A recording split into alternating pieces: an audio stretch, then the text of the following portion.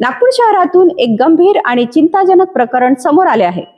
ताजबाग परिसरातील एका मदरशात धार्मिक शिक्षण घेणाऱ्या अल्पवयीन विद्यार्थ्यांशी गैरवर्तन केल्याचा आरोप एका मौलवीवर करण्यात आला आहे। या प्रकरणी सक्करदरा पोलिसांनी पॉक्सो अंतर्गत गुन्हा दाखल केला असून आरोपीचा शोध सुरू आहे। नागपूरच्या सक्करदरा पोलीस ठाण्याच्या हद्दीतील ताजबाग परिसरात हे प्रकरण उघडकीस आले आहे। मिळालेल्या माहितीनुसार दारुल उलूम फैजाने ताज या मदरशात शिक्षण देणाऱ्या मौलवी अताय रुसूल उर्फ तालिब यांच्या विरुद्ध अल्पवयीन विद्यार्थ्याशी गैरवर्तन केल्याचा आरोप करण्यात आला आहे।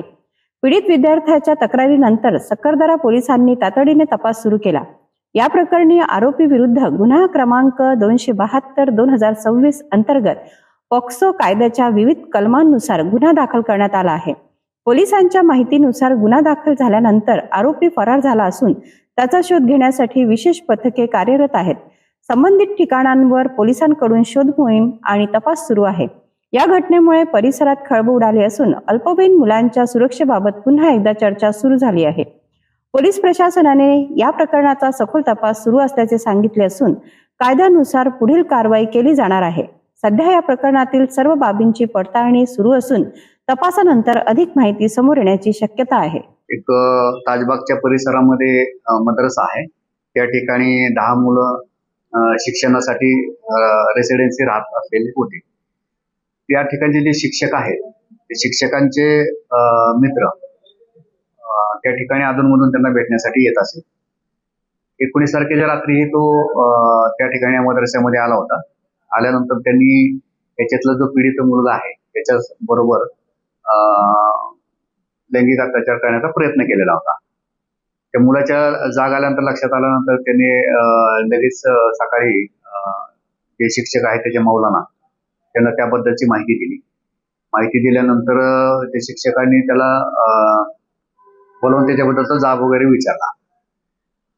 ही घटना 19 तारखेची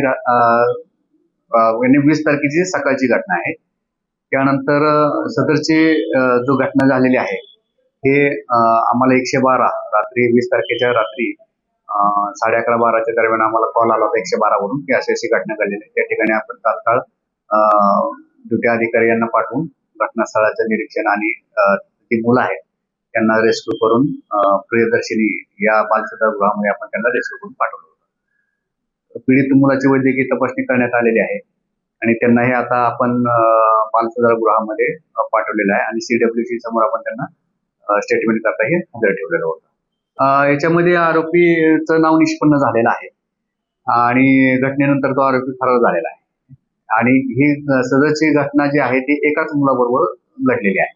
अल्पवयीन मुलांच्या सुरक्षेशी संबंधित अशा प्रकरणांकडे अत्यंत गांभीर्याने पाहण्याची गरज आहे। या प्रकरणाचा तपास सुरू असून आरोपीचा शोध घेण्यासाठी पोलिसांची कारवाई सुरू आहे।